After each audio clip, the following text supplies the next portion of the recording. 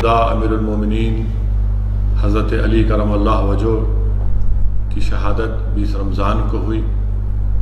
17 रमज़ान को अस्सलामुअलैकुम नाज़रीन, KBN न्यूज़ चैनल में आप तमाम का तहे दिल से इस्तकबाल है। आइए आज की अहम खबर पर नज़र डालते हैं। हक़ और बातिल की पहली जंग बदर हुई। इसी माह मुबारक में हमारी उम्मत की माँ बीबी आयशा रज़ी अल्लाह तआला अन्हा की वफ़ात हुई। इमाम हसन की रज़ी अल्लाह तआला अन्हु शहज़ादे जन्नत की पैदाइश हुई। तो इंशाअल्लाह ताला मजलिस इत्तेहाद मुस्लिमीन की जानिब से 20 रमज़ान के दिन हज़रत अली की शहादत के दिन भी एक जलसा होगा, जिसमें हज़रत अली करमल्लाहु वजह अमीरुल मोमिनीन के बारे में, फ़ज़ाइल, आपके फ़ज़ाइल के बारे में हम कोशिश करेंगे इंशाअल्लाह ताला। जो एक समंदर है, हज़रत अली के फ़ज़ाइल को बयान करना एक समंदर है और असदुद्दीन ओवैसी तो उस समंदर का एक साहिल है।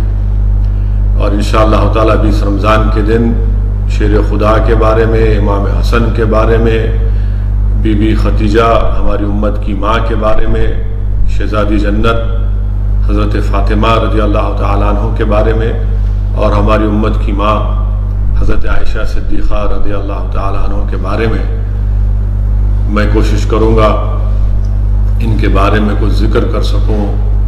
इन तमाम अजीम हस्तियों के बारे में, शख्सियतों के बारे में, इनके फ़ज़ाइल हदीस जो आए हैं उसका ज़िक्र कर सकूँ। आज का जलसा, क्योंकि आज 17 रमज़ान है, आज ही के दिन हक़ व बातिल की पहली जंग हुई थी। इंशाअल्लाह ताला उसका मैं ज़िक्र करने की कोशिश करूँगा।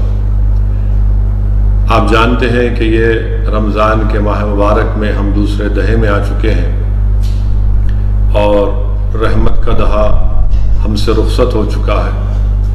अब मग़फ़िरत का दहा है।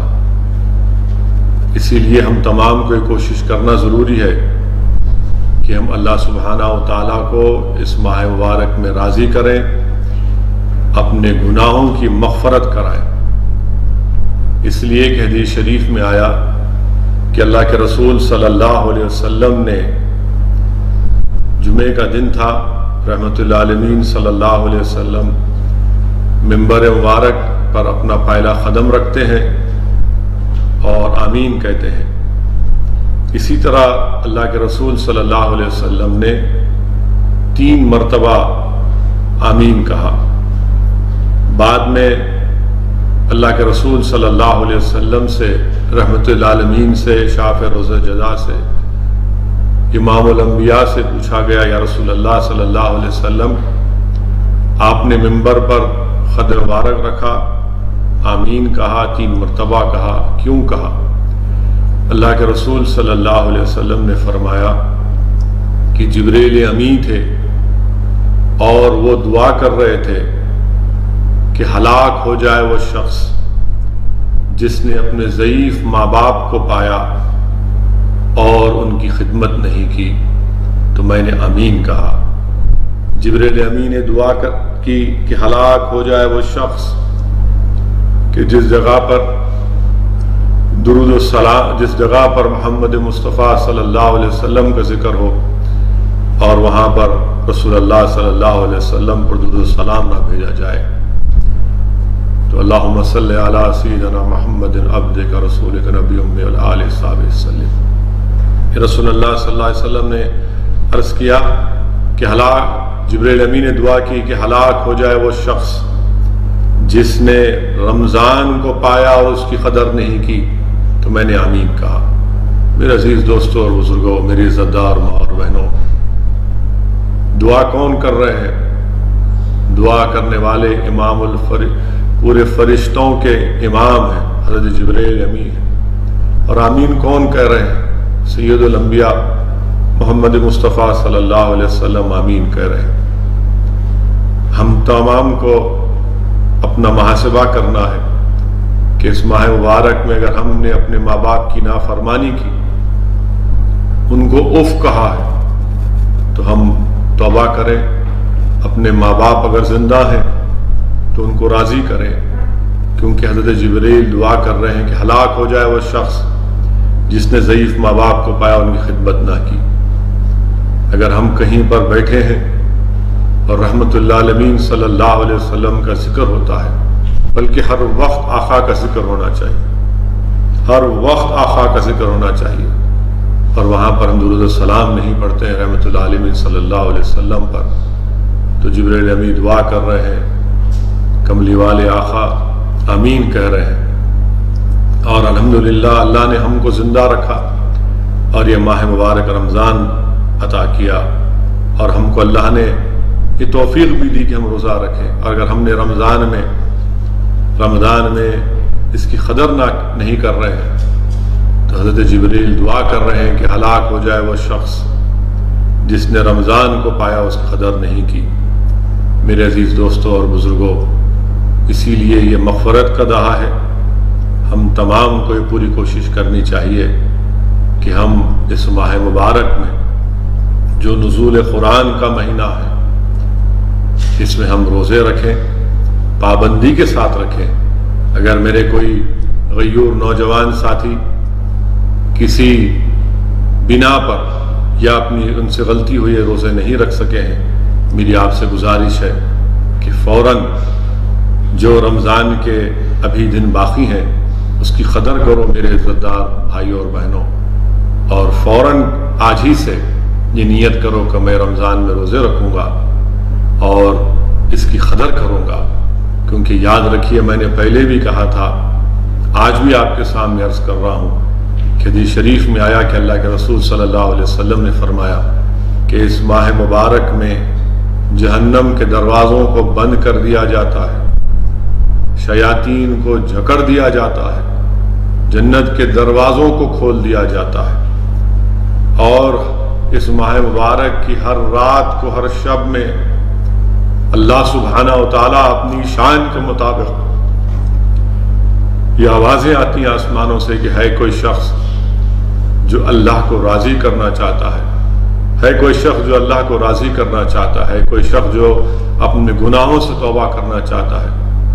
میرے عزیز دوستوں اور بزرگوں، آج اللہ کی رحمت ہم کو تلاش کر رہی ہے، اسی لیے میری آپ سے گزارش ہے کہ اس ماہ مبارک کی قدر کریے۔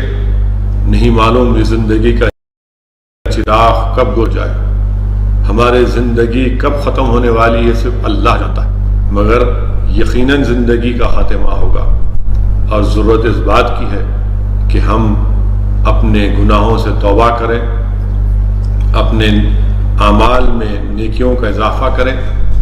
اور میں نے جس حدیث شریف کا آپ کے سامنے ذکر کیا کہ اللہ کے رسول صلی اللہ علیہ وسلم جب منبر مبارک قیامت کا دن ہوگا، حساب کتاب ہوگا، میزان ہوگا، حضرت آدم علیہ السلام سبز رنگ کے کپڑے پہن کر اللہ کے عرش کے پاس کھڑے ہوں گے۔ ایک شخص کو لایا جائے گا اور اللہ حکم فرمائے گا کہ اس کو جہنم میں ڈالو۔ جب فرشتے اس کو جہنم کی طرف لے کر جاتے ہیں تو حضرت آدم علیہ السلام رسول اللہ صلی اللہ علیہ وسلم کو کہتے ہیں کہ محمد صلی اللہ علیہ وسلم دیکھو آپ کو امتی جہنم میں جا رہا ہے۔ اللہ کے رسول صلی اللہ علیہ وسلم دوڑتے ہیں، ان فرشتوں سے کہتے ہیں کہ کیوں میری امتی کو لے کر جا رہے ہو؟ تو فرشتے کہتے ہیں کہ اللہ کا حکم ہے، حکم بجا لانا ہے۔ اللہ کے رسول صلی اللہ علیہ وسلم رحمت اللہ علیہ اللہ کی عرش کی طرف دیکھ کر عرض کرتے ہیں، یا اللہ تو نے جو مجھ سے وعدہ کیا اس کو پورا کر دے۔ اللہ سبحانہ و تعالیٰ فرشتوں کو حکم فرمائے گا کہ محمد صلی اللہ علیہ وسلم نے جو کہا اس حکم کو بجا لاؤ۔ اس شخص کو روکا جائے گا اور اللہ فرمائے گا کہ میں اپنے حبیب کے پاس سے کاغذ کو نکالوں گا، اور اس چھوٹے سے کاغذ کو نکال کر اللہ اس شخص، گنہگار شخص کو جس کو اللہ نے حکم دے دیا تھا جہنم میں ڈالنے کا، اس کے میزان کے، اس کے اعمال کے ترازو میں رکھے گا، اور اچانک اس کے نیکیوں کا پلہ بھاری پڑے گا، اور اللہ فرمائے گا کہ لے کر جاؤ اس کو جنت میں۔ وہ شخص حیران دیکھے گا اللہ کے رسول صلی اللہ علیہ وسلم کی طرف اور کہے گا کہ آپ کون ہیں اتنا نورانی چہرہ آپ کا، آپ کون ہیں؟ تو رحمت للعالمین صلی اللہ علیہ وسلم ارشاد فرمائیں گے کہ میں وہ ہوں جو تو دنیا میں مجھ پر درود السلام بھیجتا تھا، آج اس درود السلام کی وجہ سے اللہ نے تیری مغفرت کر دی۔ میرے عزیز دوستوں اور بزرگوں، یہ درود السلام کی اہمیت ہے کہ جو آج اللہ ہم کو زندہ رکھنے کا موقع عنایت فرما رہا ہے۔ ہم کثرت سے روزے رکھیں، قرآن کریم کی تلاوت کریں، اپنے ماں باپ کو راضی کریں، ان کو اف تک نہ کہیں۔ حدیث شریف میں آیا کہ ایک شخص کے اعمال اس کے میزان میں، ترازو میں برابر ہو جائیں گے، اچانک اس کے گناہوں میں اضافہ ہو جائے گا۔ معلوم ہوگا کہ اس کے گناہوں میں، اس کے اعمال میں اضافہ اس لیے ہوگا کیونکہ اس نے اپنے ماں باپ کو اف کہا تھا۔ صرف اف کی بنیاد پر اس کو اللہ حکم فرمائے گا کہ تو نے اپنے ماں باپ کو اف کہا تھا، اس کو جہنم میں ڈال دو۔ جب اس شخص کو لے کر جایا جائے گا تو اس کا بیٹا کہے گا میں بھی جہنم میں جا رہا ہوں، میری نیکیاں میرے باپ کو دے دو، میری نیکیاں میرے والد کو دے دو۔ وہ کہے گا تو اللہ سبحانہ و تعالیٰ کی رحمت جوش میں آئے گی۔ اللہ کہے گا کہ جب آج تم میری رحمت سے امید کر رہے ہو تو اللہ سبحانہ و تعالیٰ ان کو معاف کر دے گا۔ میرے عزیز دوستوں اور بزرگوں، میری عزت دار ماں اور بہنوں، حضرت عبداللہ شاہ صاحب قبلہ رحمۃ اللہ علیہ اپنی اس کتاب میں لکھتے ہیں، حضرت موسیٰ علیہ السلام سے اللہ فرمائے گا کہ اے موسیٰ، میں ایک آنے والی قوم کو، ایک امت کو 2 اندھیرے دوں گا اور 2 روشنیاں دوں گا۔ حضرت موسیٰ علیہ السلام پوچھیں گے اللہ 2 اندھیرے کون سے ہیں؟ تو اللہ سبحانہ تعالیٰ فرمائے گا 2 اندھیرے، ایک خبر کا اندھیرا ہوگا اور ایک جس دن حساب کتاب ہوگا وہ اندھیرا ہوگا۔ اور ان 2 اندھیروں کو دور کرنے کے لیے اللہ حضرت موسیٰ سے کہا کہ میں ان کو قرآن دوں گا اور ان کو رمضان دوں گا۔ حضرت موسیٰ عرض کریں یا اللہ تو مجھے اس میں کیوں نہیں پیدا کر دیتا؟ تو اللہ فرمائے کہ نہیں موسیٰ علیہ السلام سے اللہ عرض کرے گا کہ وہ بہت بعد میں آنے والی امت ہے۔ میرے عزیز دوستوں اور بزرگوں، خبر کا اندھیرا، حشر کے میدان کا اندھیرا کیسے دور ہوگا؟ اللہ حضرت موسیٰ سے عرض فرما رہا ہے کہ قرآن سے اور رمضان سے اندھیرے دور ہوں گے۔ مجھے یہاں پر امام احمد بن حنبل رحمۃ اللہ علیہ کا واقعہ یاد آ رہا ہے کہ امام احمد بن حنبل رحمۃ اللہ علیہ خواب میں اللہ سے پوچھتے ہیں کہ یا اللہ تجھ سے قریب ہونے کی سب سے بہترین عبادت کیا ہے؟ تیرے مقرب بندوں کی بہترین عبادت کیا ہے؟ تو آواز آتی ہے کہ جو قرآن کی تلاوت کرتا ہے۔ امام احمد بن حنبل رحمۃ اللہ علیہ عرض کرتے ہیں یا اللہ کیا سمجھ کر پڑھنے سے یا بغیر سمجھے پڑھنے سے بھی؟ تو آواز آتی ہے کہ کوئی سمجھ کر پڑھے یا اگر سمجھ کر نہ بھی پڑھے، وہ عبادت، وہ قرآن کی تلاوت اس کو اللہ سے قریب کرتی ہے۔ میرے عزیز دوستوں اور بزرگوں، میرے غیور نوجوان ساتھیوں، اپنی زندگیوں پر غور کرو میرے نوجوانوں۔ تم قوم اور ملت کا مستقبل ہو میرے نوجوان ساتھیوں، میرے نوجوان بھائیوں اور بہنوں، تم قوم کا مستقبل ہو۔ تمہارے مضبوط کندھوں پر اس قوم کے مستقبل کی ذمہ داریاں تم پر عائد ہونے والی ہیں۔ اگر تم گر جاؤ گے تو قوم کا مستقبل خراب ہو جائے گا۔ میرے عزت دار نوجوان ساتھیوں، کیا تم کو یہ پتہ بھی ہے کہ قرآن شریف کے کل کتنے حروف ہیں؟ آج تم انسٹاگرام پر، سنیپ چیٹ پر تمہارے پاس بے شمار نالج ہے، ماشاءاللہ ہر چیز کا علم ہے تمہارے پاس۔ افسوس کے ساتھ یہ بھی کہنا پڑتا ہے کہ تمہاری زبانوں پر کئی واہیات قسم کے ترانے بھی تم کو یاد ہیں، مگر کیا تم نے کبھی یہ سوچا میرے نوجوان ساتھیوں کہ کل قرآن کے کتنے حروف ہیں؟ پوری قرآن کے کتنے حروف ہیں؟ میں آپ سے عرض کر رہا ہوں کہ اس کو بھی یاد کر لو۔ یہ علم تم کو کام میں آئے گا، دنیا میں بھی، خبر میں بھی اور آخرت میں بھی۔ پورے قرآن کے کل حروف 1,27,000 ہے، 1,27,000 ہے۔ ایک قرآن کی آیت پڑھو 100 گنا ثواب ملے گا، درجات بلند ہوں گے، گناہ اتنے معاف ہوں گے۔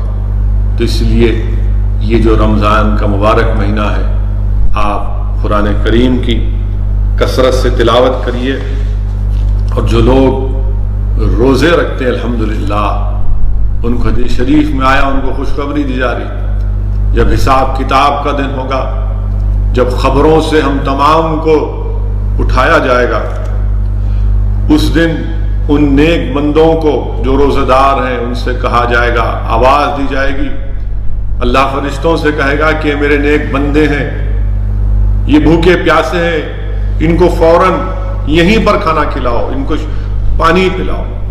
میرے عزیز دوستوں اور بزرگوں، اسی لیے اللہ سبحانہ و تعالی قرآن کریم کے سورہ الحاقہ میں فرمائے گا جب قیامت قائم ہوگی تو اللہ فرمائے گا کھاؤ اور پیو، مزے کرو جو تم نے دنیا میں نیک اعمال کیے تھے۔ یہ روزدار کا انعام ہے، اور ضروری ہے کہ ہم اپنی زبان کو، اپنی آنکھ کو، اپنی سوچ کو تمام غلط چیزوں سے دور رکھیں۔ روزہ حدیث شریف میں آیا، میں نے علماء کی زبانوں سے سنا، ان کے پیر کے پاس بیٹھ کر کے صرف کھانا نہیں کھانا 15 گھنٹے کے لیے، یا پانی نہیں پینا 15 گھنٹے کے لیے روزہ نہیں ہے۔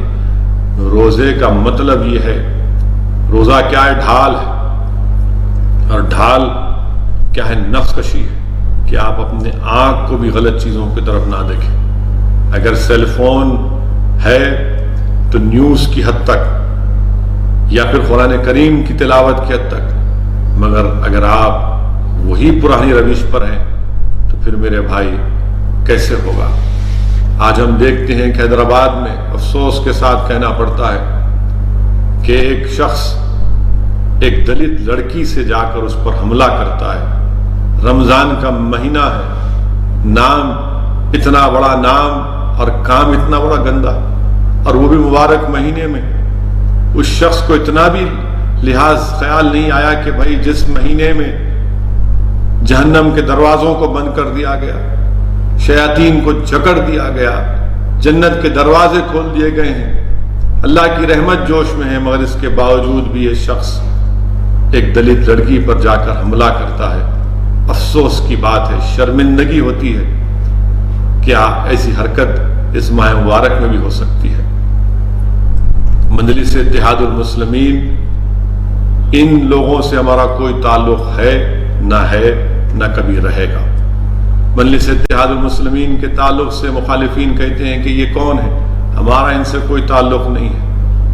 ہمارے رکن اسمبلی نے اس دلت خاندان کے ساتھ ان سے ملاقات کی اور اس کی مذمت کی، اور انشاءاللہ تعالی ہم پوری کوشش کریں گے کہ ہماری اس دلت بہن کو انصاف مل سکے۔ جو شخص اس طرح کی حرکت کرتا ہے یہ انسان کہلانے کی بھی لائق نہیں ہے۔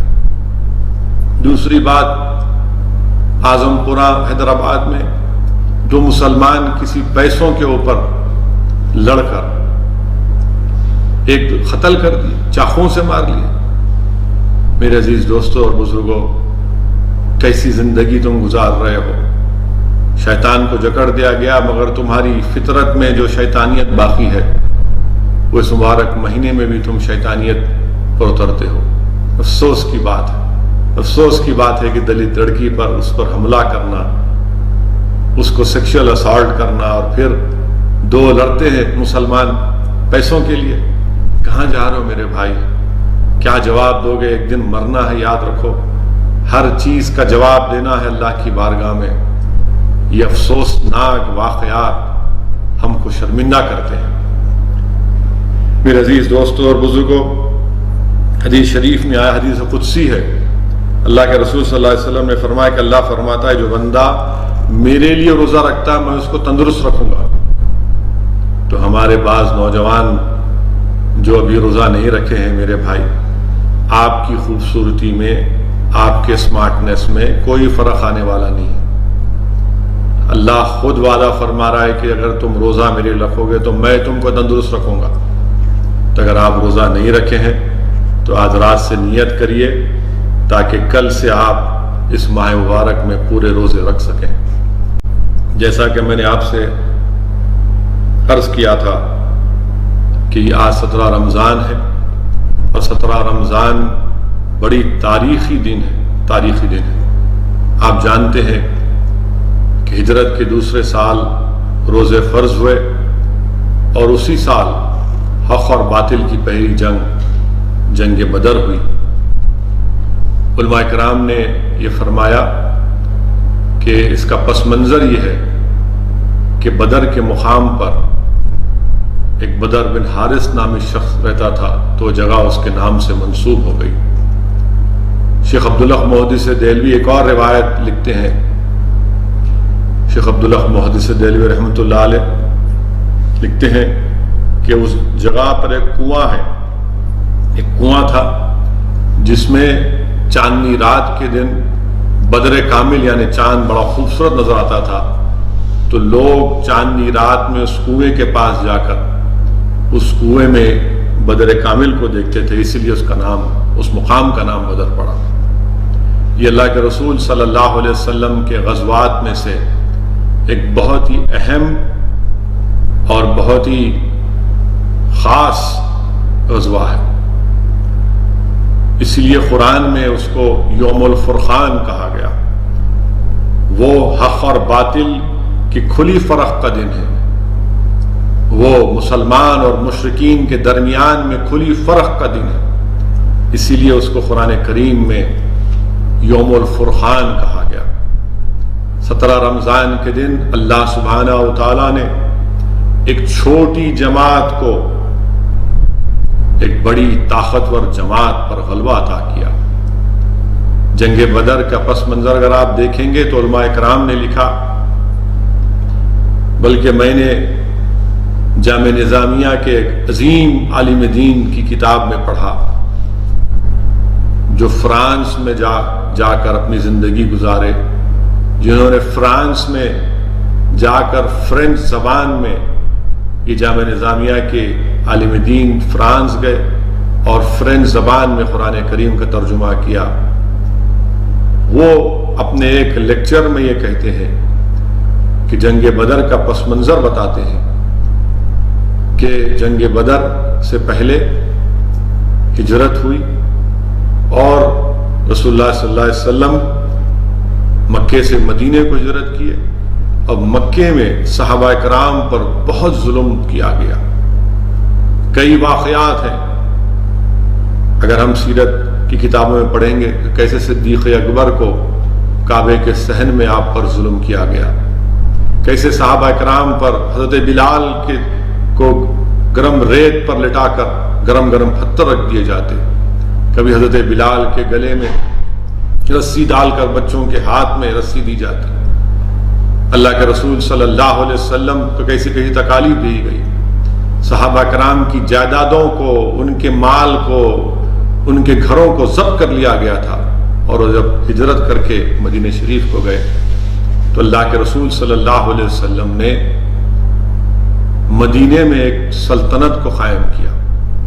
اللہ کے رسول صلی اللہ علیہ وسلم نے ایک سلطنت کو قائم کیا، اور تمام قبیلوں سے اللہ کے رسول صلی اللہ علیہ وسلم نے ان کو سمجھایا، سمجھوتے کیے، اور اس کے بعد اللہ کے رسول صلی اللہ علیہ وسلم رحمۃ اللہ علیہ نے کہا کہ مکے سے تجارت کا کام یمن کی طرف ہو سکتا ہے مگر شمال کی طرف نہیں، کہ جو تجارت کا مال مشرکین مکے سے لے کر جاتے تھے شام کی طرف، اللہ کے رسول صلی اللہ علیہ وسلم نے کہا کہ نہیں، یہ جو مدینے سے ہو کر راستہ جاتا ہے ہم آپ کو تجارت کا مال لے کر جانے نہیں دیں گے، کیونکہ اس کا پس منظر میں نے آپ کے سامنے بیان کیا۔ میرے عزیز دوستوں اور بزرگوں، مگر اس زمانے میں ایسے ہائی ویز نہیں تھے، کوئی جی پی ایس نہیں تھا، لوگ راستے سے چلے آتے تھے، مگر رسول اللہ صلی اللہ علیہ وسلم نے یہ فیصلہ لیا کہ تجارت کو روک دی جائے گی، معاشی طور پر ان کو بھی تنگی پیدا کی جائے گی۔ اور اللہ کے رسول صلی اللہ علیہ وسلم نے اپنے جاسوسوں کو ان راستوں پر بھیجایا کہ دیکھو کہ مکے سے کوئی تجارت کا قافلہ تو نہیں جا رہا ہے شام کی طرف۔ اللہ کے رسول صلی اللہ علیہ وسلم کو معلوم ہوا کہ کثیر سامان کے ساتھ ایک قافلہ جا چکا ہے اور وہ واپس مکے کو آ رہا ہے۔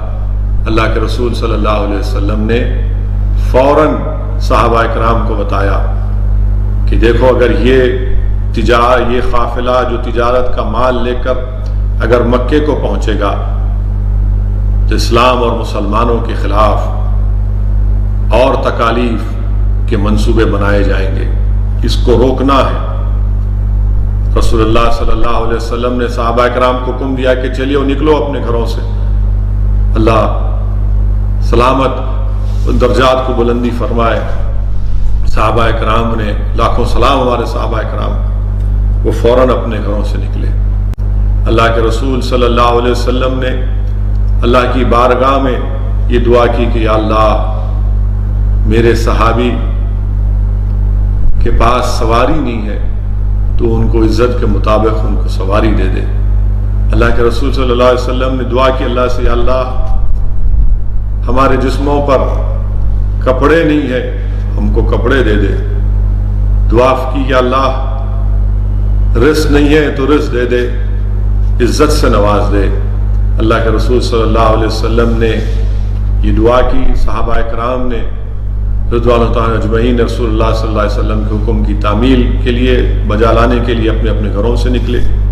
اللہ کے رسول صلی اللہ علیہ وسلم نے جاسوس بھی روانہ کر دیے تھے اپنے کہ معلوم کریں یہ قافلہ کہاں سے آ رہا ہے۔ اس قافلے کی قیادت ابو سفیان کر رہے تھے جو اب اس وقت تک اسلام کو قبول نہیں کیا تھا۔ اللہ کے رسول صلی اللہ علیہ وسلم نے بدر سے آگے دو پہاڑیوں کے درمیان میں وہاں پر رکے تھے، اور پھر ابو سفیان کو بھی معلوم ہو گیا تھا کہ محمد صلی اللہ علیہ وسلم کے جاسوس ہمارا تعاقب کر رہے ہیں۔ وہ بدر کو پہنچنے سے پہلے اپنے قافلے کو روک کر بدر شہر میں آئے، اس کنویں کے پاس آئے اور آ کر لوگوں سے پوچھا کہ کیا یہاں پر محمد صلی اللہ علیہ وسلم یا ان کے ساتھی آئے ہیں؟ تو لوگوں نے کہا کہ نہیں۔ پھر وہ کنویں کے پاس گئے اور کنویں کے پاس انہوں نے اونٹ کی مینگنیوں کو دیکھا، اور فوراً ابو سفیان نے ان مینگنیوں کو اٹھایا اور ان کو توڑا تو دیکھا کہ اس میں سے کھجور کی گٹلیاں نکل رہی ہیں۔ تو ابو سفیان نے کہا کہ یہ مدینے والوں کے اونٹ ہیں اور ضرور رسول اللہ صلی اللہ علیہ وسلم ہمارا تعاقب کر رہے ہیں۔ ابو سفیان نے فوراً ساحلی راستے سے اپنے قافلے کو لے کر نکلے، مگر اس سے پہلے وہ ایک زمزم غفاری ایک شخص کو تیز رفتار اونٹ پر بٹھا کر اس کو مکے کی طرف روانہ کیا اور کہا کہ جاؤ اور جا کر مکے میں اہل قریش کو، مشرکین کو بتا دو کہ محمد صلی اللہ علیہ وسلم ہمارا راستہ روکنے کے لیے نکل پڑے ہیں۔ وہ زمزم غفاری تیز اونٹ پر نکلتا ہے مکے کی طرف، اور ابو سفیان جو اس وقت تک اسلام کو قبول نہیں کیے تھے اس ساحلی راستے سے تیزی سے اپنے تجارت کے قافلے کو لے کر نکلتے ہیں۔ وہیں پر مکے میں حضرت عاتکہ رضی اللہ تعالیٰ اللہ کے رسول صلی اللہ علیہ وسلم کی پھوپھی ہیں، وہ ایک خواب دیکھتی ہیں اور خواب میں یہ دیکھتی ہیں کہ اونٹ پر بیٹھ کر لوگ مکے کو آ رہے ہیں اور آ کر پکار کر کہہ رہے ہیں کہ اہل قریش، اے مشرکین تیار ہو جاؤ کہ تمہاری تباہی اور بربادی کا دن آنے والا ہے۔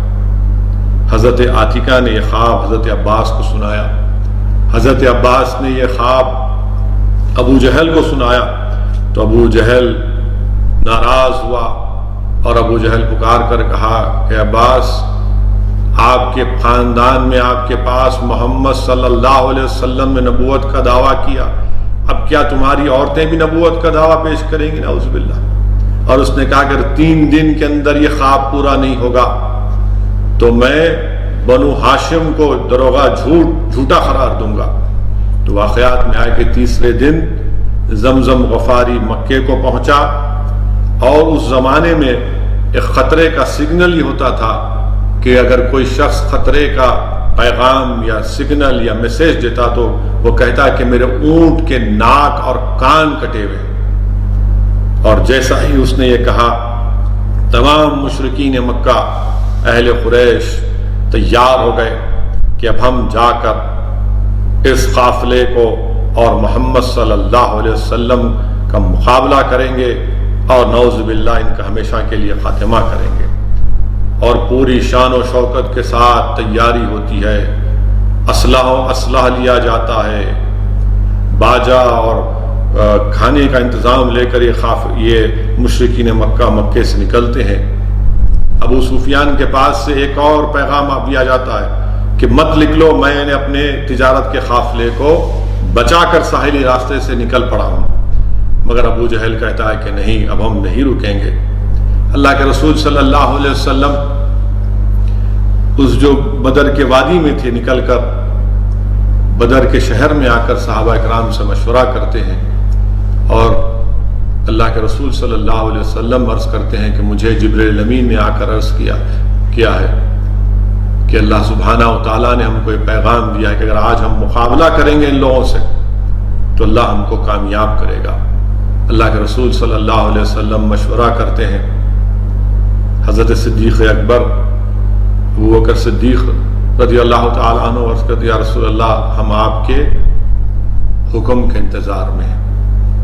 فاروق اعظم حضرت عمر خطاب رضی اللہ تعالیٰ عنہ عرض کرتے ہیں رسول اللہ صلی اللہ علیہ وسلم آپ کا ہر حکم ہمارے لیے عرف آخر ہے۔ حضرت مقداد کھڑے ہو کر عرض کرتے ہیں رسول اللہ صلی اللہ علیہ وسلم ہم قوم موسیٰ کی طرح نہیں ہیں جنہوں نے کہا تھا کہ موسیٰ آپ اور آپ کا خدا جا کر لڑو، ہم آپ کے ساتھ ہیں۔ حضرت سعد بن معاذ کھڑے ہوتے ہیں اور کہتے ہیں رسول اللہ اگر آپ ہم کو صلی اللہ علیہ وسلم اور اگر آپ ہم کو کہیں گے کہ سمندر میں کود جاؤ، ہم سمندر میں کود جائیں گے۔ اللہ کے رسول صلی اللہ علیہ وسلم آپ تمام کے لیے دعا کرتے ہیں، اور اللہ کے رسول صلی اللہ علیہ وسلم اس جگہ کو منتخب کرتے ہیں کہ یہ جگہ ٹھیک ہے، یہیں پر ہم ان کا ٹھہر کر مقابلہ کریں گے۔ اور اللہ کے رسول صلی اللہ علیہ وسلم رات کے اندھیرے میں صحابہ کرام سے فرماتے ہیں کہ کل اس جگہ پر عتبہ مارا جائے گا، ابو جہل مارا جائے گا، اور ان جگہوں کی نشاندہی کرتے رحمۃ اللہ علیہ صلی اللہ علیہ وسلم۔ اللہ کے رسول صلی اللہ علیہ وسلم کے لیے ایک عریش بنائی گئی، چھوٹی سی جھوپڑی، چھوٹا سا مقام ایک بنایا گیا تھا۔ اللہ کے رسول صلی اللہ علیہ وسلم رات بھر اس میں اللہ سے دعا کرتے ہیں۔ حدیث شریف میں آیا، سیرت کی کتابوں میں آیا کہ اللہ کے رسول صلی اللہ علیہ وسلم رو رو کر گر گڑا کر دعا کرتے ہیں کہ اللہ اگر کل یہ لوگ شکست کھا جائیں گے تو صبح قیامت تک تیرا نام لیوا کوئی نہیں ہوگا، تیرا کلمہ توحید بلند کرنے والا کوئی نہیں ہوگا۔ واقعات میں آیا کہ اللہ کے رسول صلی اللہ علیہ وسلم پر رقت طاری ہو جاتی دعا کرتے کرتے کہ اللہ کے رسول صلی اللہ علیہ وسلم کے کھندے مبارک سے چادر گر جاتی ہے، تو صدیق اکبر جو ساتھ کھڑے ہیں وہ کہ صدیق رضی اللہ تعالیٰ عنہ اللہ کے رسول صلی اللہ علیہ وسلم سے جا کر رسول اللہ صلی اللہ علیہ وسلم اللہ ضرور آپ کو غالب کرے گا، اللہ ضرور آپ کو کامیاب کرے گا۔ اور جب صبح ہوتی ہے تو اللہ کے رسول صلی اللہ علیہ وسلم جہاد پر ایک مختصر سا خطبہ دیتے ہیں اور پھر مسلمانوں کی صفوں کو سیدھا کرتے ہیں۔ شیخ محدث عبداللہ خدیلوی رحمۃ اللہ علیہ اپنی کتاب مدارج النبوہ میں یہ واقعہ لکھ رہے ہیں۔ اللہ کے رسول صلی اللہ علیہ وسلم کے ہاتھ میں ایک تبر کی لکڑی ہے اور فوج کی صفوں کو رسول اللہ صلی اللہ علیہ وسلم سیدھا کر رہے ہیں۔ اس میں ایک صحابی تھی حضرت سواد رضی اللہ تعالیٰ جن کا پیٹ تھوڑا بڑا تھا، تو اللہ کے رسول صلی اللہ علیہ وسلم نے ان کے پیٹ پر ہلکی سی ضرب ماری اور کہا کہ اے سواد لائن میں آ کر ٹھہر جاؤ۔ کیا کہا کہ اے سواد لائن میں آ کر ٹھہر جاؤ۔ حضرت سواد نے عرض کیا یا رسول اللہ صلی اللہ علیہ وسلم اللہ نے آپ کو رحمت بنا کر بھیجا ہے، آپ نے مجھ سے زیادتی کی ہے مجھے اس کا بدلہ دیجیے۔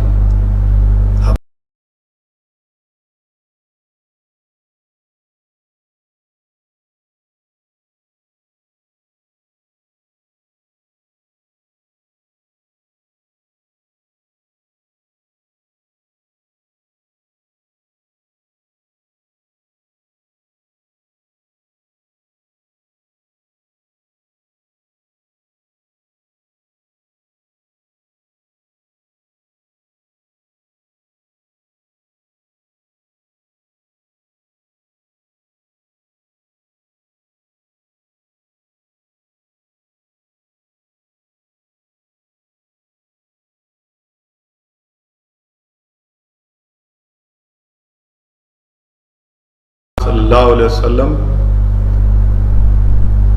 میری موت میرے سامنے ہے، میری زندگی کی آخری گھڑی ہے، اور میں چاہتا ہوں کہ آپ کے جسم کو بوسہ لے لوں۔ اللہ کے رسول صلی اللہ علیہ وسلم حضرت سواد کے لیے دعا فرماتے ہیں۔ میں جب کبھی بھی اس واقعے کو پڑھتا ہوں تو ایک عجیب کیفیت اور ایک عجیب محبت، یہ کیسی محبت صحابہ کرام رضی اللہ تعالیٰ کو اللہ کے رسول صلی اللہ علیہ وسلم سے تھی کہ کل جنگ ہونے والی ہے، اور اس عاشق رسول کو فکر اس بات کی ہے کہ میں کیسے جا کر رحمت اللہ عالمین صلی اللہ علیہ وسلم کے جسم مبارک کو بوسہ لے لوں۔ میرے عزیز دوستوں اور بزرگوں، یہ دین ہم کو کسی کے محلوں سے چمن سے نہیں ملا، یاد رکھیے۔ اللہ کے رسول صلی اللہ علیہ وسلم کی سیرت میں ایک اور واقعہ آیا، بلکہ شیخ محدث عبداللہ دہلوی رحمۃ اللہ علیہ مدارج النبوہ میں لکھتے ہیں، دو بھائی تھے، حضرت معاذ اور معوذ رضی اللہ تعالیٰ عنہ۔ اللہ کے رسول صلی اللہ علیہ وسلم نے بڑے بھائی کو شامل کر لیا جہاد میں، فوج میں۔ چھوٹے بھائی نے کہا، رسول اللہ صلی اللہ علیہ وسلم، میں عمر میں اپنے بھائی سے چھوٹا ضرور ہوں، مگر آپ ہم دونوں میں کشتی کرا کر دیکھ لیجئے، ریسلنگ کرا کر دیکھ لیجئے، میں ان سے زیادہ طاقت رکھتا ہوں۔ اللہ کے رسول صلی اللہ علیہ وسلم مسکراتے ہیں۔ دونوں بھائیوں میں کشتی ہوتی ہے، ریسلنگ ہوتا ہے۔ چھوٹا بھائی بڑے بھائی کان میں کہتا ہے کہ دیکھو، اللہ کے رسول صلی اللہ علیہ وسلم نے آپ کو اس جہاد میں شرکت کرنے کی اجازت دے دی، مجھے اس سے محروم مت رکھو، تم ہار جاؤ۔ تو بڑا بھائی زمین پر گر جاتا ہے۔ اللہ کے رسول صلی اللہ علیہ وسلم یہ جانتے ہیں، مسکراتے ہیں اور دونوں کو شامل کر لیتے ہیں۔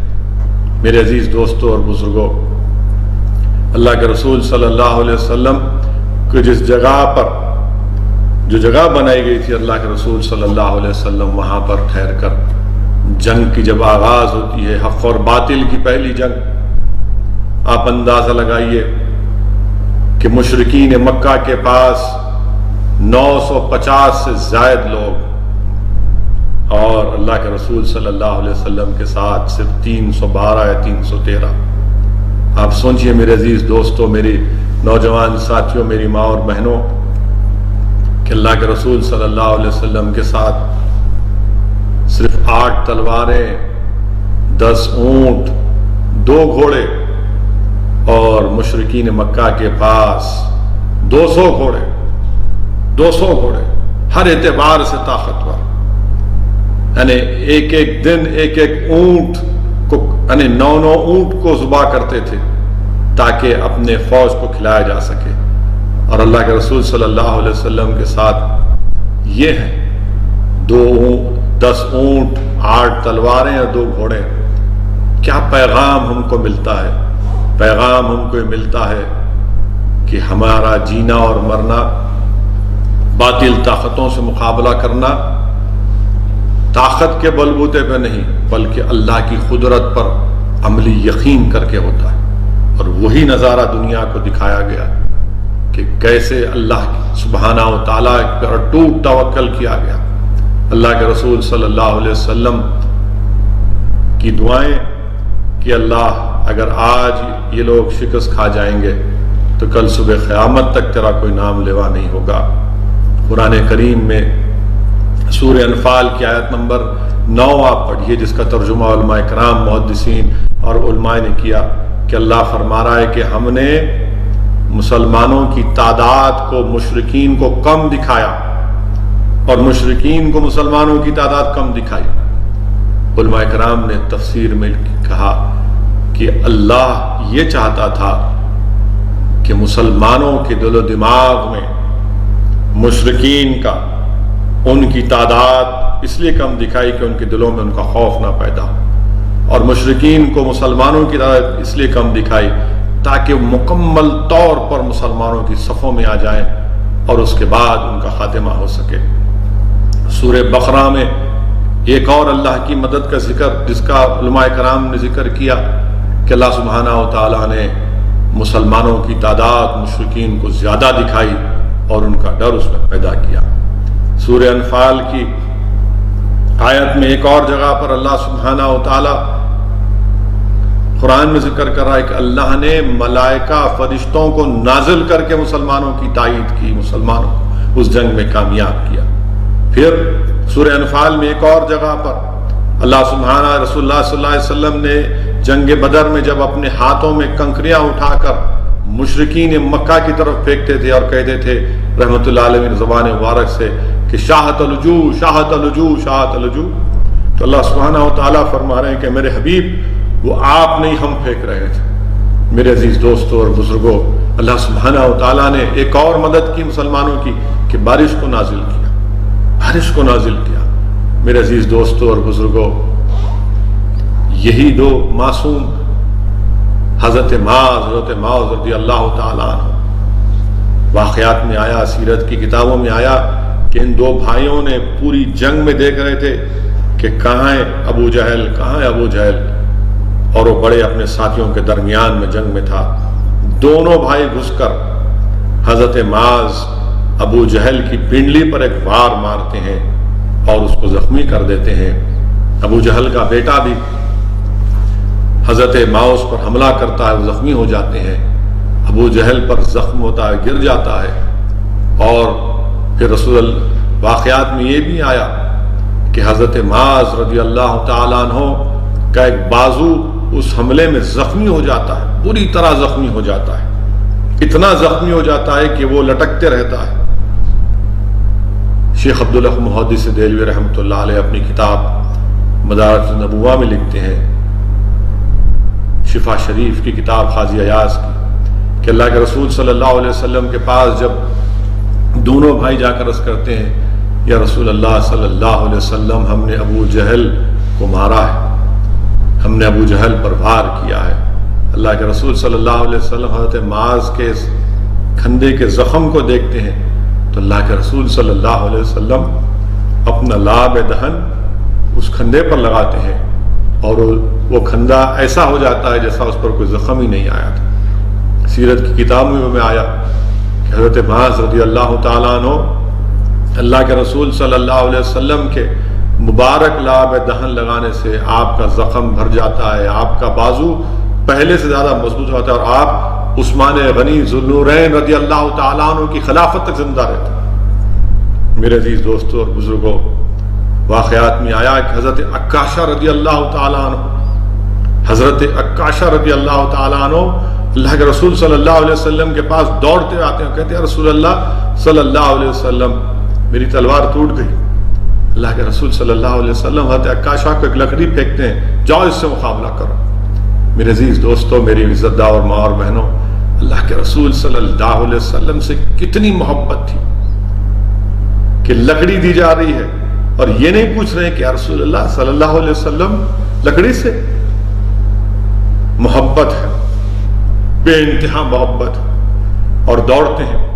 حضرت عکاشہ جب اس کو استعمال کرتے ہیں تو تلوار بن جاتی ہے، سفید تلوار جس کو اون انہوں نے نام رکھا۔ حضرت عکاشہ اس سے لڑتے رہے۔ میرے عزیز دوستوں اور بزرگوں، یہیں پر ہم کو یہ بھی معلوم ہوتا ہے حضرت بلال رضی اللہ تعالیٰ عنہ، وہ ظالم عمیر بن خلف جو آپ پر ظلم ڈھاتا تھا، حضرت بلال اس کا بھی تعاقب کرتے ہیں اور اس سے کہتے ہیں کہ تو مجھ کو تکالیف دیتا تھا، آج میں تجھ کو بخشوں گا نہیں۔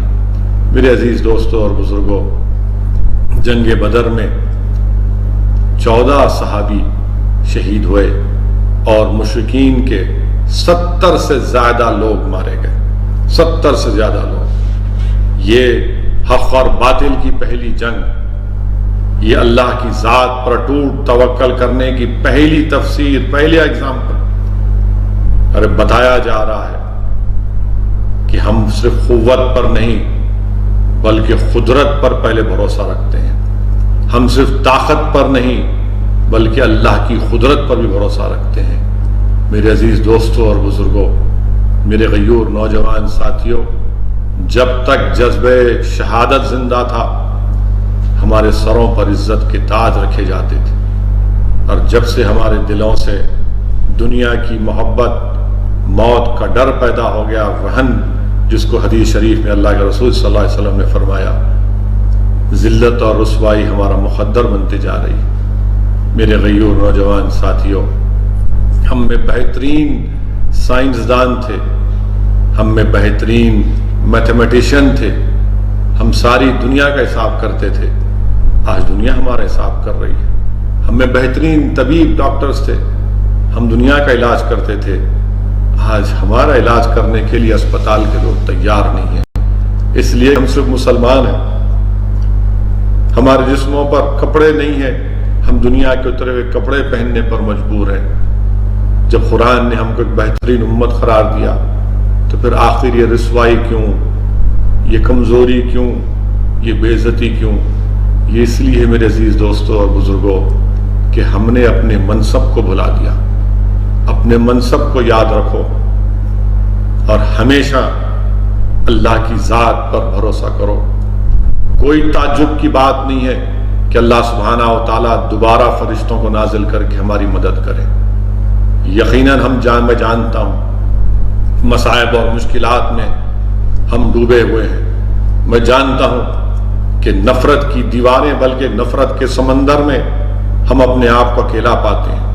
وطن عزیز میں، بھارت میں اتنی نفرت مسلمانوں کے تعلق سے پیدا کر دی گئی کہ اس نفرت کے سمندر میں ایک طوفان ہے اور ہم ایک کشتی میں سوار ہیں، اور ان نفرت کے سمندروں میں، ان لہروں کا، ان آندھیوں کا ہم کو مقابلہ کرنا ہے. مگر میرے عزیز دوستوں، میری زدہ اور ماں اور بہنوں، جنگ بدر سے ہم کو پیغام ملتا ہے کہ طاقت، قوت، تعداد پر نہیں بلکہ اللہ کی ذات پر اٹوٹ بھروسہ کرنا، قدرت پر کامل یقین رکھنا. انشاءاللہ تعالی اللہ ہم کو ان تمام مصائب سے، ان مشکلات سے اللہ ہم کو چھٹکارا دلائے گا. میرے عزیز دوستوں اور بزرگوں، آئے دن ہم دیکھتے ہیں کہ ہمارے وطن عزیز میں ایسے ایسے واقعات ہوتے ہیں. افسوس کے ساتھ مجھے کہنا پڑتا ہے کہ دلی میں جامعہ ملیہ یونیورسٹی کی ہماری ایک بچی کو، صفورہ زرگر کو، حاملہ ہے 4 مہینے کی، اس کو اریسٹ کر لیا گیا. ایک اور لڑکی کو اریسٹ کر لیا گیا. اور کیا سیکشن لگایا گیا؟ ان لافل ایکٹیویٹیز پریونشن ایکٹ کے سیکشن لگائے گئے. کیا جرم ہے ان کا؟ کیا جرم ہے کہ ایک حاملہ بچی کو جیل میں ڈال دیے؟ ہم پوچھنا چاہتے ہیں وزیر اعظم سے، ہوم منسٹر سے کہ یہ کیا ہو رہا ہے؟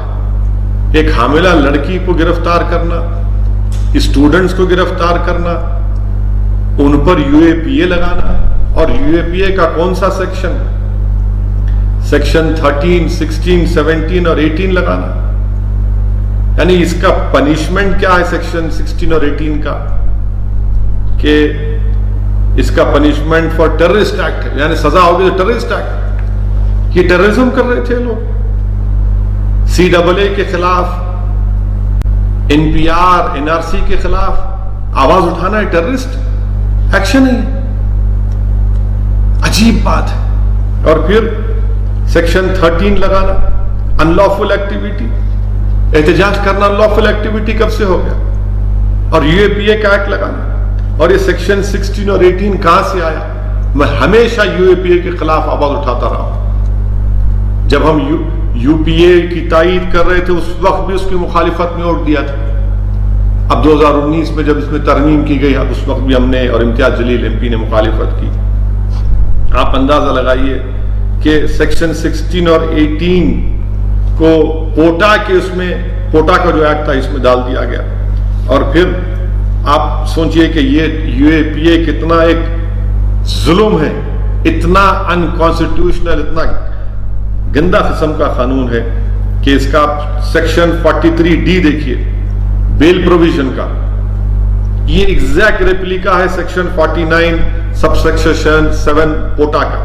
اور کیا کہتا ہے کہ اس میں بیل مل ہی نہیں سکتی آپ, امپاسبل ہے, امپاسبل ہے. کیوں امپاسبل ہے؟ کیونکہ یہ کہتا ہے کہ جب تک کورٹ پبلک پروسیکیوٹر کو نہ سن لے مجسٹریٹ بیل نہیں دے گا.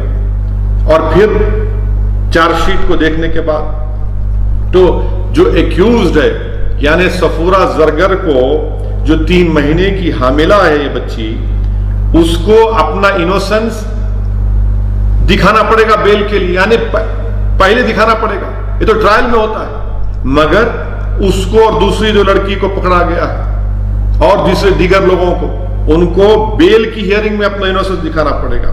یعنی ٹرائل شروع ہونے سے پہلے بیل ملنے کے لیے, یعنی یہ پریزمپشن آف انوسنس ہے ہی نہیں اس میں. اسی لیے گندا قانون یہ یو اے پی اے میں ان بچوں کو ڈالا گیا. اب آپ دیکھیے کہ اس میں کیا لکھتی ہے ایف آئی آر میں, دلی پولیس لکھتی ہے پری میڈیٹیٹڈ کانسپریسی. کون سی کانسپریسی, کہاں کی کانسپریسی ہے؟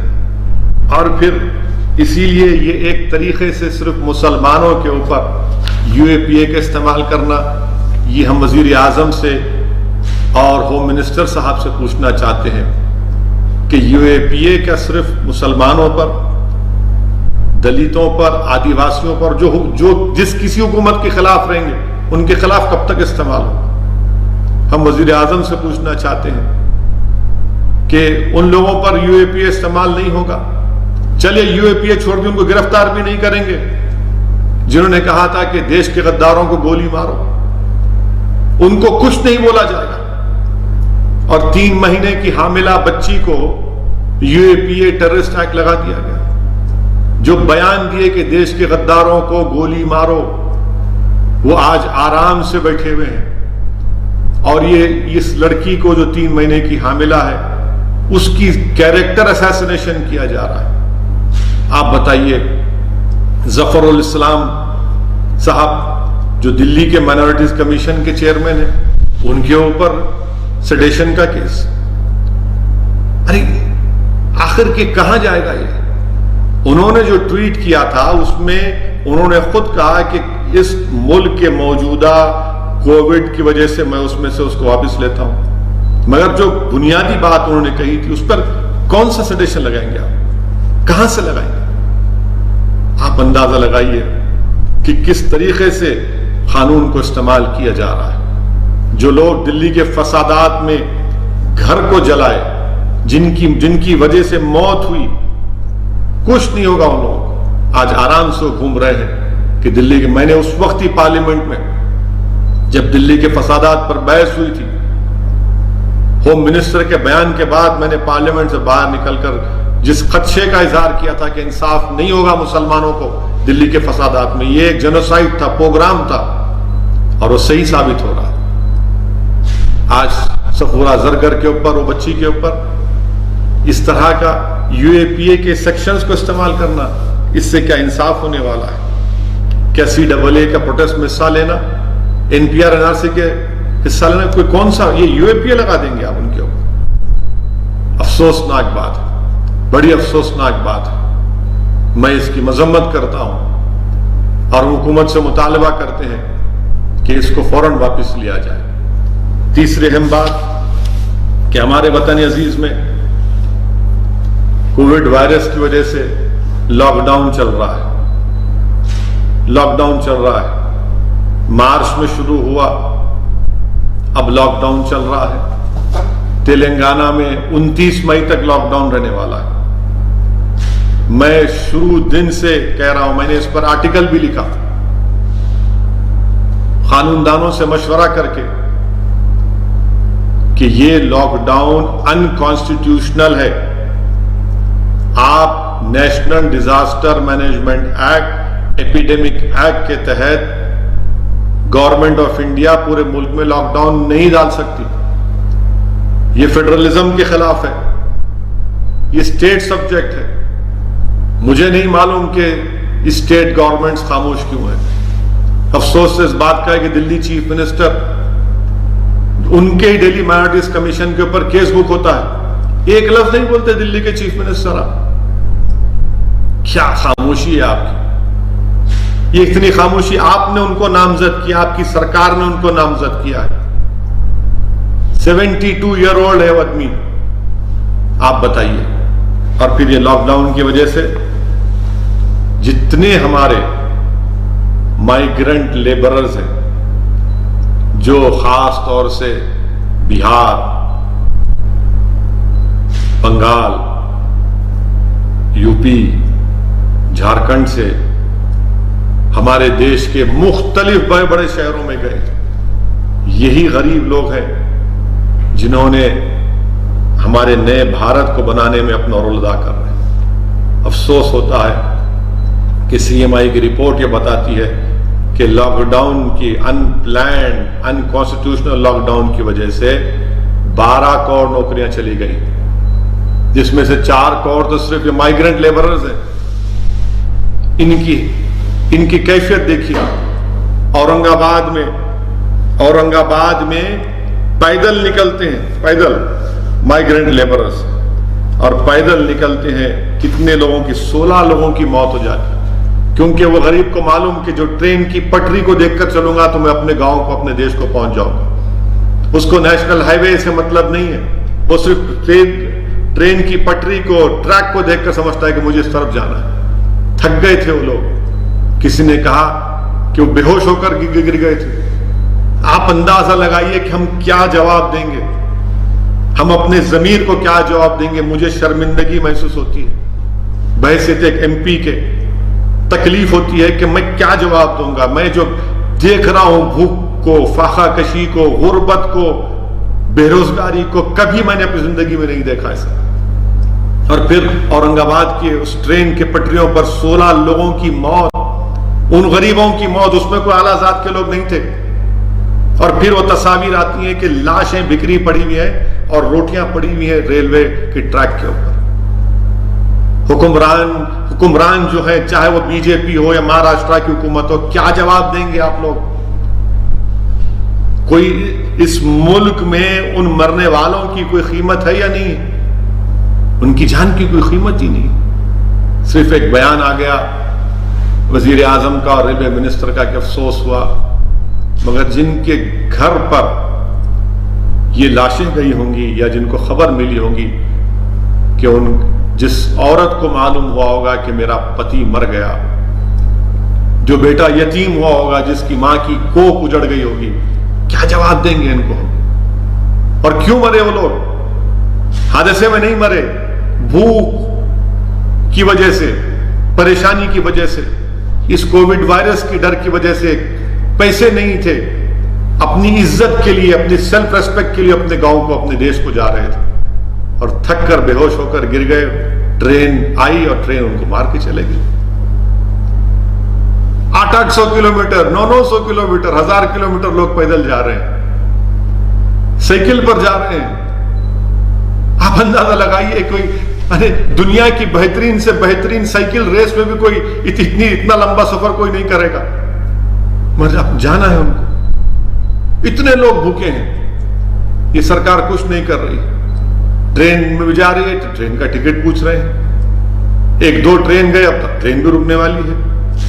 کرناٹکا میں کہا کہ نہیں مت بھیجو ان لوگوں کو، ان کو رہنے دو یہاں پر. بھائی یہ انسان ہے، اس دیش میں سمویدھان ہے، آئین ہے، کانسٹیٹیوشن ہے، رائٹ ٹو لائف کے خلاف ہے، پرسنل لبرٹی کے خلاف ہے.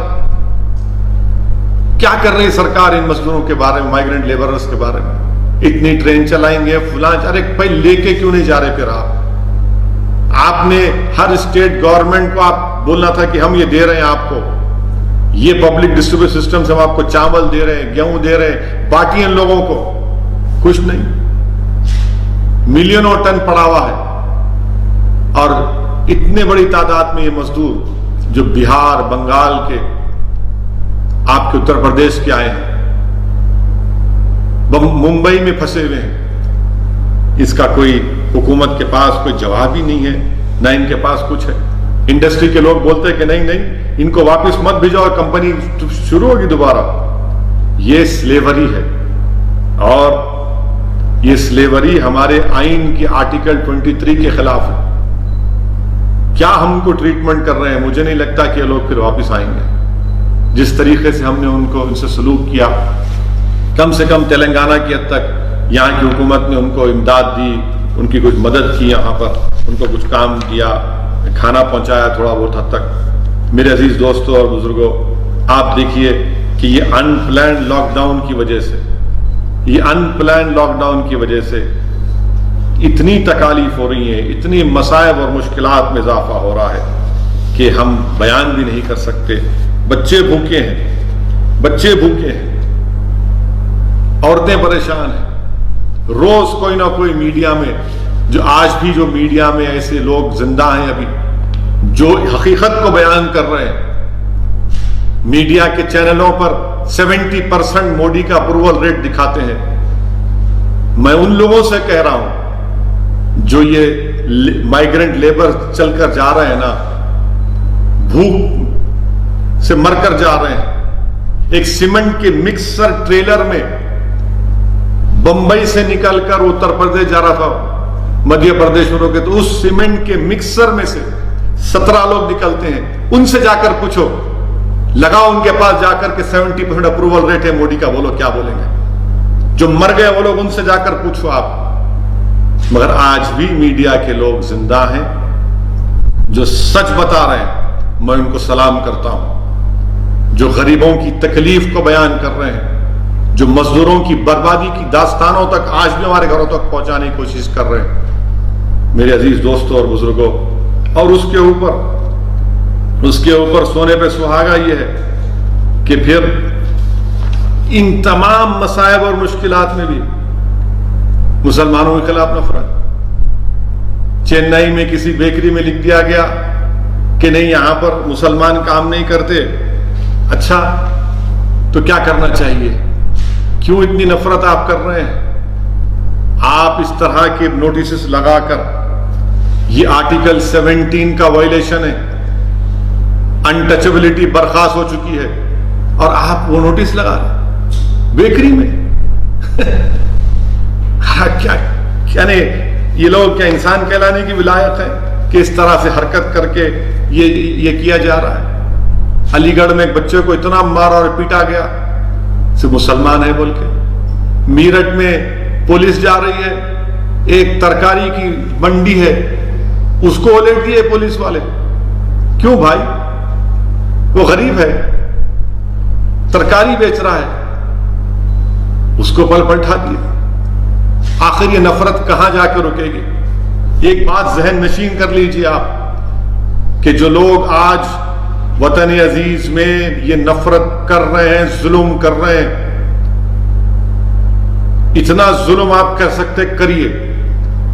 ہم بھی دیکھنا چاہ رہے ہیں، اور دنیا دیکھ رہی ہے آپ کی حیوانیت کو، دنیا دیکھ رہی ہے کہ آپ کے ظلم کو دنیا دیکھ رہے، ہم بھی دیکھ رہے ہیں۔ مگر یاد رکھیے، تاریخ کبھی آپ کو معاف نہیں کرے گی۔ آپ مائیگرنٹ لیبررز کو، جو 16 لوگ مر گئے، ان کی زبانوں کو تو آپ خاموش کر دیے۔ آپ مار کر مسلمانوں پر ظلم کر کے ان کو خاموش تو کر سکتے ہیں، مگر یاد رکھیے تاریخ کبھی معاف نہیں کرے گی آپ کو، تاریخ کبھی معاف نہیں کرے گی۔ ہم اس کو یاد رکھیں گے۔ ہم انسان ہیں، ہمارے سینوں میں دھڑکتا ہوا دل ہے، ہم اس کو یاد رکھیں گے۔ ہم اپنی نسلوں کو بتائیں گے کہ کیسا اس وقت ظلم ہوا تھا، کیسی نفرت پیدا کی گئی تھی، کیسا ایک بیماری کو ایک مذہب سے جوڑ دیا گیا۔ میرے عزیز دوستوں اور بزرگوں، یہ ہمارے ملک کے لیے ٹھیک نہیں ہے، ہرگز ٹھیک نہیں۔ ملک کو مضبوط کرنا ہے۔ ملک مضبوط نہیں ہو سکتا اس نفرت سے، ملک مضبوط نہیں ہو سکتا جب ہم غریبوں سے اس طرح کا برتاؤ کریں گے۔ کون سی محبت کے مظاہرے ہم کر رہے ہیں کہ جب بھارت کی ہائی ویز کے اوپر دلی سے، ممبئی سے، حیدرآباد سے، بنگلورو سے، چنئی سے لوگ جا رہے ہیں اپنے وطن کی طرف. کیا جواب دیں گے ہم ان لوگوں کو؟ اور ان کا قصور کیا؟ اس میں صرف غریب ہیں. اپنے گھر کو، اپنے بچوں کو کھلانے کے لیے، اپنے گھر میں ایک چراغ جلانے کے لیے، چولہا جلانے کے لیے ہزار کلومیٹر دور اپنے گھروں سے پھنسے پڑے ہوئے. گجرات سے فون آتا ہے، سورت سے آتا ہے کہ ہم کو جانا ہے، ہمارا انتظام کرو. ہم جانا چاہتے ہیں، بہار کو جانا چاہتے ہیں، سیمانچل کو جانا چاہتے ہیں، کشن گنج کو جانا چاہتے ہیں، اراریا کو جانا چاہتے ہیں. میرے بھائی، میرے عزیز دوستوں اور بزرگوں، میں امید کرتا ہوں کہ ہماری حکومت حرکت کرے گی. دیکھ لیا نا آپ نے، جو لوگ ہمارا مذاق اڑا رہے تھے جب ہم نے کہا کہ دیے جلاؤ، تھالی بجاؤ، یہ سب اس سے کچھ ہونے والا نہیں ہے. آج دیکھ لیا آپ نے ان لوگوں کے، غریبوں کو 4 کروڑ مائیگرنٹ لیبرز کی نوکری چلے گی ان پلانڈ لاک ڈاؤن کی وجہ سے. آپ خود سوچئے کہ تلنگانہ میں 11,000 کروڑ ریونیو آتا تھا اسٹیٹ کو، آج 1200 دن کو، آج 1200 نہیں آ رہا. 3,000 کروڑ کی صرف تنخواہیں دینا ہے تلنگانہ سرکار کو. بڑی بڑی باتیں کرتے تھے بی جے پی کے لوگ، 15% جی ڈی پی، اب -15% ہو گیا. 1 لاکھ کروڑ کا آپ نے ٹارگٹ لگایا تھا اپریل میں ٹیکسز کا، کتنے ہیں آپ کے پاس؟ 25,000 کروڑ بھی نہیں ہے. اس سرکار کے پاس کیا پالیسی ہے؟ آج آپ کہہ رہے ہیں کہ ٹرین کو جلا دیں گے، آج آپ کہہ رہے ہیں کہ اکانومی کو ریوائیو کریں گے. عجیب بات ہے کہ شراب کی دکانیں کھول دی آپ نے، جب سوشل ڈسٹینسنگ کا خیال نہیں آیا کسی کو. 9 بجے شراب کی دکان کھلنا اور 6 بجے لوگ کھڑے ہوئے ہیں، وہاں سوشل ڈسٹینسنگ نہیں ہے. ہزاروں کی تعداد میں لوگ ایک دوسرے سے چپکے ہوئے ہیں. کیا شراب خریدنا ہے؟ واہ، یہ گاندھی کا ملک ہے نا، یہ نانک کا ملک ہے، یہ امبیڈکر کا ملک ہے. اور لاک ڈاؤن میں شراب کی دکان اور کوئی سوشل ڈسٹینسنگ نہیں ہے. کیوں نہیں ریونیو آتا؟ میں وزیر اعظم سے کہنا چاہ رہا ہوں، وزیر اعظم، شراب کی دکان کھولنے سے اگر آمدنی ہو سکتی ہے تو آپ نوٹ چھاپیے نا. ریزرو بینک کے پاس ریزرو ہے، فورن ریزرو ہے، نوٹ چھاپیے، آپ اسٹیٹس کی مدد کریے.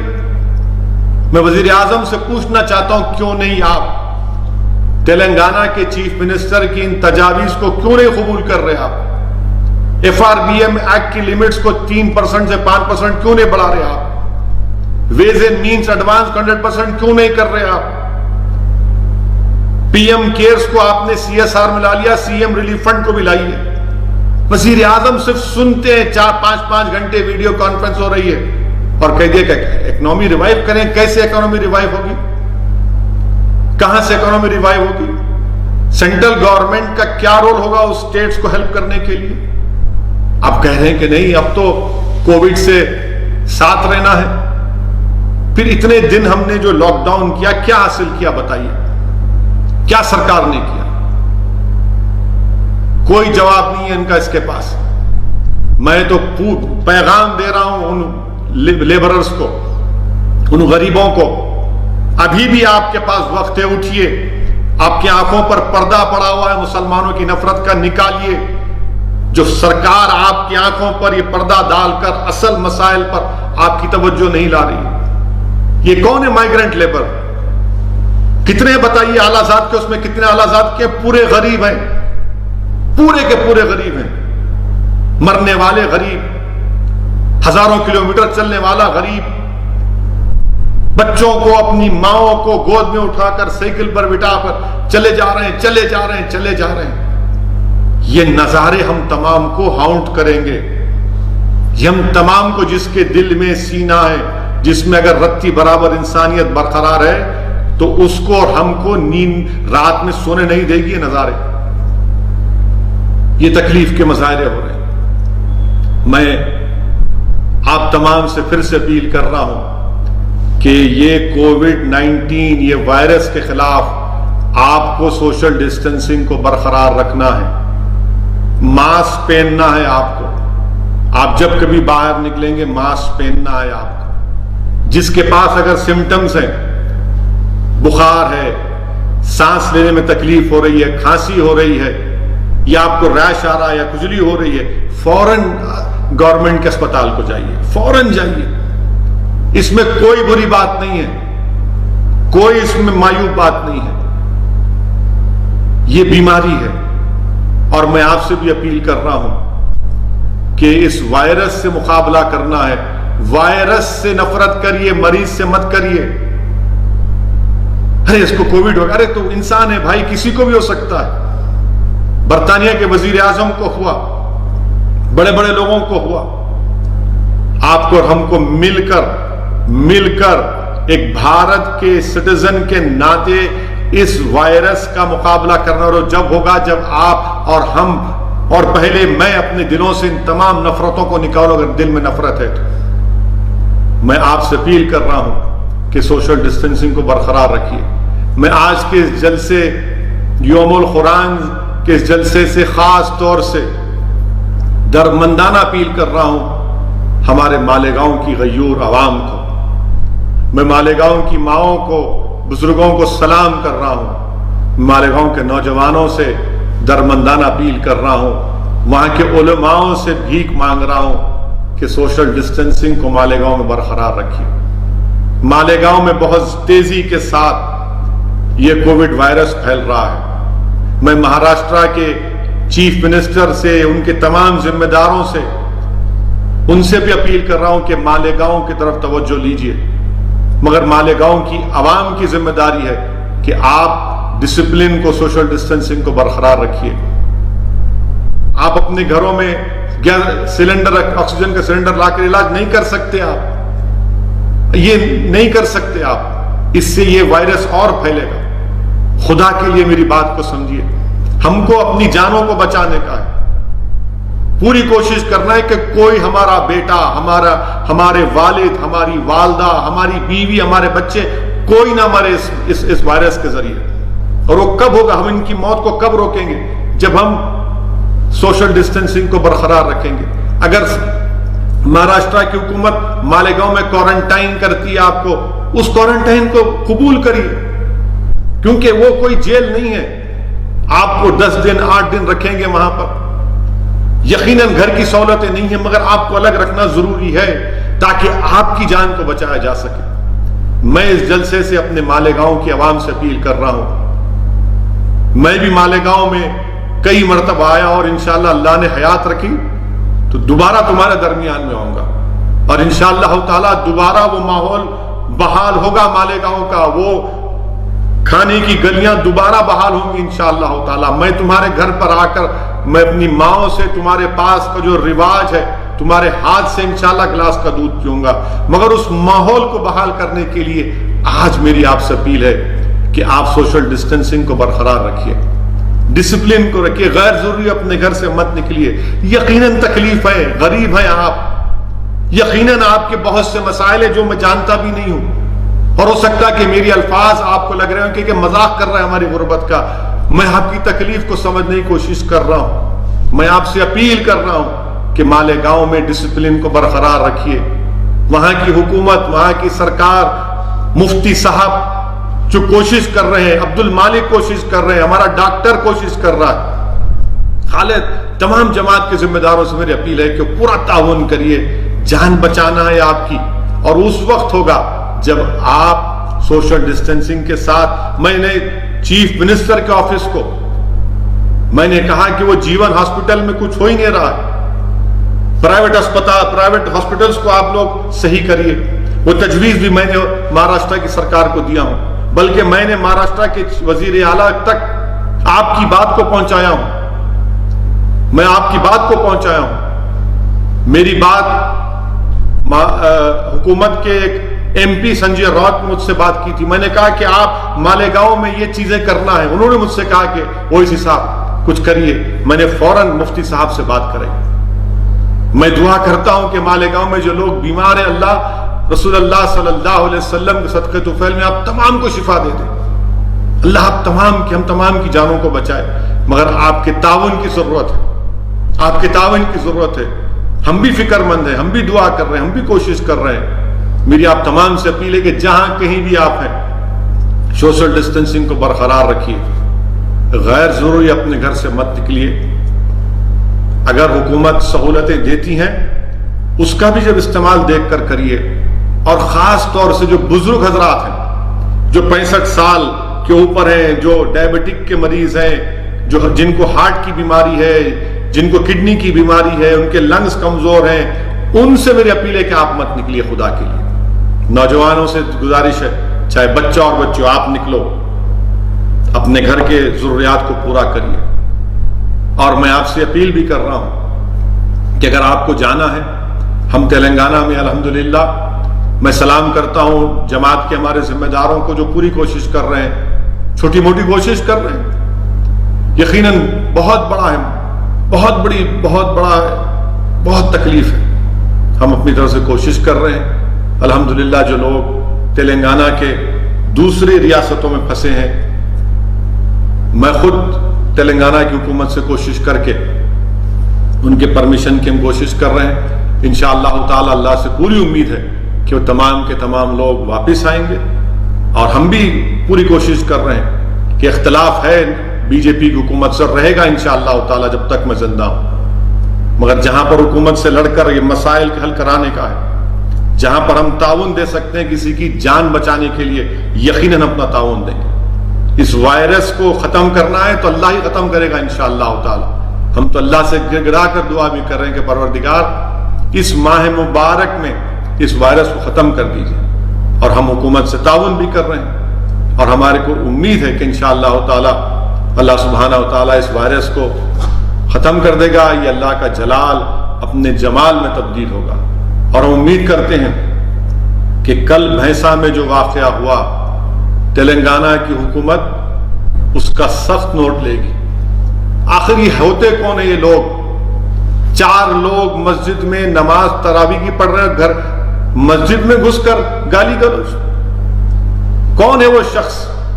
پھر اس کا والد آ کر معافی چاہتا ہے مسلمانوں سے، پھر دوبارہ پھر آتا ہے وہ لڑکا، اور اس کے بعد آپ دیکھتے ہیں کہ الماس خان پر چاقو تلوار سے حملہ کر دیا گیا۔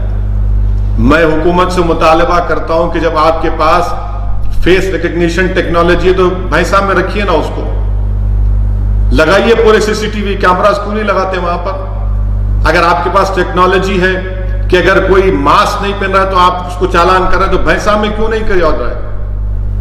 بھینسا میں چاہے کوئی بھی غلطی کرا ہو، چاہے وہ کسی مذہب کا ہو، مسلمان ہو، ہندو ہو، مجلس کا ہو یا بی جے پی کا ہو یا ہندو واہنی کا ہو، کوئی بھی ہو، میں تلنگانہ کے چیف منسٹر سے اس بات کا مطالبہ کرتا ہوں کہ سخت ایکشن لو آپ۔ یہ ایک پیسفل سٹیٹ ہے، کیا بات ہے کہ ہر مہینہ گڑبڑ ہوگی کیا وہاں پر؟ یہ دوسری گڑبڑ ہوئی ہے، کیوں ہونے دے رہے اس کو؟ اگر سختی سے آپ کچھ لیں گے اینٹی سوشل ایلیمنٹس کو، ان کو مثال بنائیں گے تو کوئی گڑبڑ نہیں ہوگی۔ اس لیے حکومت سے مطالبہ کرتے ہیں کہ جو واقعہ بھینسے میں ہوا، وہاں پر ہمارے چیئرمین جاوید احمد پورا تعاون کیے، رات بھر جاوید مجھ سے رابطے میں رہے، میں رات بھر کل سحر تک جاوید سے گفتگو کرتے رہا۔ جاوید نے مجھ سے کہا کہ کیا کرنے والا، پہلا کام یہ کرو کہ امن کو برقرار رکھو۔ بہت سے جاوید خود پریشان تھے، جابر خود پریشان تھے۔ آج وہ زندگی اور موت کی لڑائی لڑ رہا ہے بچہ نظام آباد میں۔ ہم اللہ سے دعا کرتے کہ اللہ سبحانہ و تعالیٰ اس زخمی کو شفا دے، اس کو حیات دے دے، اور حکومت سے یہ مطالبہ کرتے ہیں کہ ختم کرو، آپ ان چیزوں کو نوٹ کرو، آپ اس تلنگانہ میں اس وائرس کو بڑھنے مت دیجیے۔ آپ کووڈ وائرس ختم ہو جائے گا، اس کی دوا نکل جائے گی، اگر یہ وائرس تلنگانہ میں بڑھے گا تو پھر سب کو نقصان کرے گا۔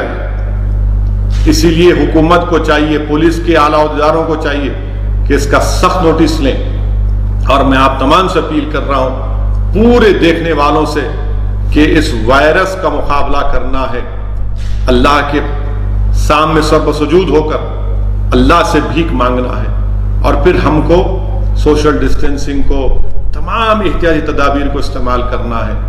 اس وائرس سے نفرت کریے، اس وائرس کا کسی کو پیشنٹ ہوا تو اس سے نفرت مت کریے، بلکہ ان پر رحم کریے، ان کے حوصلوں کو بلند کریے۔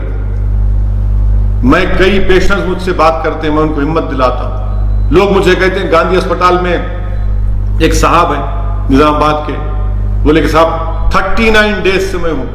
میں وہاں ڈاکٹر سے بات کیا تو بولے اویسی صاحب ان کے ساتھ 8 ٹیسٹ آئے، 8 ٹیسٹ میں 6 نیگیٹو ہیں، 6 پازیٹیو ہیں اور 2 نیگیٹو ہیں. اس لیے صبر کریے. کسی کو شوق نہیں اسپتال میں رکھنے کا، مقصد ایک ہی ہے کہ آپ کی جان کو بچایا جائے. تو میں آپ کے ذریعے سے مالیگاؤں کی عوام سے اپیل کر رہا ہوں، اورنگ آباد کی عوام سے اپیل کر رہا ہوں کہ آپ تعاون کریے، صبر سے کام لیجئے. جو آپ کو ہدایتیں دی جا رہی ہیں اس پر عمل کریے، اس پر عمل کریے. آپ کی جان کو بچانا ہے. چھپنے سے کچھ نہیں ہوگا. اگر آپ چھپیں گے مرض بڑھے گا، اور مرض جب بڑھے گا تو ہو سکتا ہے کسی اور کو لگ جائے گا. تو اس لیے آگے آئیے، آپ اپنے ذمہ داروں کو بتائیے اور اسپتال میں شریک ہوئیے. انشاءاللہ تعالی اس سے آپ کی جان بچے گی، آپ کے افراد خاندان کی جان بچے گی، اور اس شہر اس محلے میں ہم ایک نارملسی کو لا سکتے ہیں. یہ لاک ڈاؤن اب وزیر اعظم بول رہے ہیں نہیں معلوم کیا کس راہ پر لے کر جا رہے ہیں ملک کو وزیر اعظم، مجھے نہیں معلوم. میں وزیر اعظم سے جاننا چاہ رہا ہوں کہ بھارت کے وزیر اعظم نیپال جیسا ملک اب الیکٹرک فینس ڈالنے کی بات کر رہا ہے، جس سے ہمارے ان کے رشتے کیسے، ہماری کرنسی استعمال یوز ہوتی ہے، ایکسپٹ ہوتی. آج وہ نیپال کہہ رہا ہے کہ نہیں ہم بارڈر ایشو پر بحث کر رہا ہے ہم سے. کیا فارن پالیسی ہے. سکم میں چین، ہمارے چین سے سپاہیوں سے مد بھیڑ کیا ہو رہا ہے. آپ نے کہا تھا وزیر اعظم پارلیمنٹ میں، آپ کے منسٹر نے کہا تھا کہ اگست 2 کو کہا تھا کہ اب کوئی ٹیررسٹ ایکشن، کوئی ایکٹیویٹی نہیں ہوگی کشمیر میں.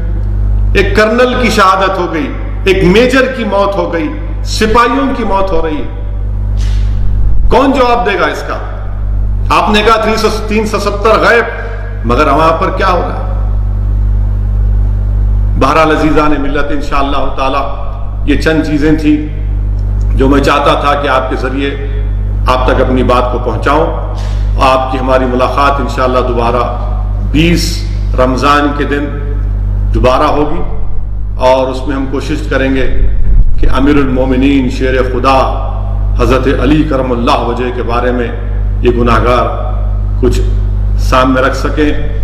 شیر خدا کے بارے میں، خاتون جنت کے بارے میں، امت کی ماؤں کے بارے میں، امام حسن کے بارے میں. اللہ سے دعا ہے کہ اللہ سبحانہ و تعالیٰ اس رمضان کے ہمارے اب تک جو روزے اللہ اس کو قبول کرے. اللہ سبحانہ و تعالیٰ ہم کو توفیق دے کہ ہم پورے رمضان کے روزے رکھ سکیں. اللہ ہم کو توفیق دے کہ ہم اس ماہ مبارک میں تراویح کی نماز ادا کریں اپنے گھر میں. اللہ سبحانہ و تعالیٰ ہم کو توفیق دے کہ ہم قرآن کو پڑھیں اور عمل کرنے کی ہم کو اللہ توفیق دے. اللہ ہم کو توفیق دے کہ اس ماہ مبارک میں ہم شب بیداری کریں، تہجد کی نماز پڑھ سکیں. اللہ ہم کو توفیق دے. ان دولت مندوں کو اللہ توفیق دے کہ جو آج جو غریب بھوکے ہیں، جو پیاسے ہیں، جن کے پاس کھانا نہیں ہے، اللہ ہم کو توفیق دے کہ ہم ان غریبوں تک کھانا پہنچا سکیں، ان کی پیٹ کی آگ کو بجھا سکیں، تاکہ اگر ہم آج ان غریبوں کی مدد کریں گے تو اللہ سبحانہ و تعالی ہماری دین اور دنیا میں ہم کو کامیابی دے گا. اللہ ہم تمام کو توفیق دے کہ ہم غریبوں کی مدد کر سکیں، جو آج اس لاک ڈاؤن کی وجہ سے اتنی بھوک ہے، اتنی فاقہ کشی ہے کہ میں اس کا بیان بھی نہیں کر سکتا. ہم اللہ سے دعا کرتے ہیں کہ اللہ آپ رزاق، ہم کیا کر سکتے ہیں پروردگار، آپ رزاق ہیں. اللہ آپ نبی کریم صلی اللہ علیہ وسلم کے صدقے طفیل میں ان غریبوں کو کھانا پہنچا دیجئے. اللہ ہم کو بھی توفیق دیجئے کہ ہم اور کریں، اور جو لوگ کر رہے ہیں اللہ ان کی اس کو قبول کریے، ان کی اس امداد کو، ان کے اس صدقات کو اللہ سبحانہ تعالیٰ قبول فریے. اللہ آپ اور توفیق دیجئے دنیا کے دولت مندوں کو کہ وہ غریبوں کو کھانا کھلا سکیں، ان کی مدد کر سکیں. اللہ اس حالات کو تبدیل کر دیجئے. اللہ سے دعا ہے کہ اللہ اس حالات کو تبدیل کر دیجئے. اللہ ساری دنیا سے اس وبا کو، اس وائرس کو اٹھا لے. اللہ وطن عزیز میں امن کو بحال کر دیجئے. اللہ اس بھارت کی سرزمین پر تجھے واسطہ ہے اپنے حبیب محمد مصطفیٰ صلی اللہ علیہ وسلم کا، اللہ یہاں پر اس وائرس کا خاتمہ کر دیجئے. اللہ یہاں پر امن کی فضاؤں کو اور مضبوط کر دیجئے. اللہ نفرتوں کے اس طوفان کا خاتمہ کر دیجئے. اللہ نفرتوں کے طوفان کا خاتمہ کر دیجئے۔ پروردگار جس طرح آپ نے شیاطین کو زنجیروں میں جکڑ دیا، اللہ ابو جہل، ابو لہب، وقت کے نمرود اور فرعونوں کو بھی اللہ ان کو کمزور کر دیجئے، ان کو ختم کر دیجئے۔ پروردگار یہاں پر امن کو قائم کر دیجئے۔ اللہ ہمارے ملک میں اس وائرس کا خاتمہ کر دیجئے۔ یا اللہ رمضان کا مہینہ ہے پروردگار، اللہ غریب پریشان ہے، غریب بھوکے ہیں، یا اللہ ہر گھر پریشان ہے پروردگار، اپنا رحم کر دیجئے اللہ، آپ رحمان اور رحیم ہیں، آپ رحم کر دیجئے اللہ۔ اللہ ہم تمام کی دعاؤں کو قبول کرے۔ وآخر الدعوانا الحمدللہ رب العالمین۔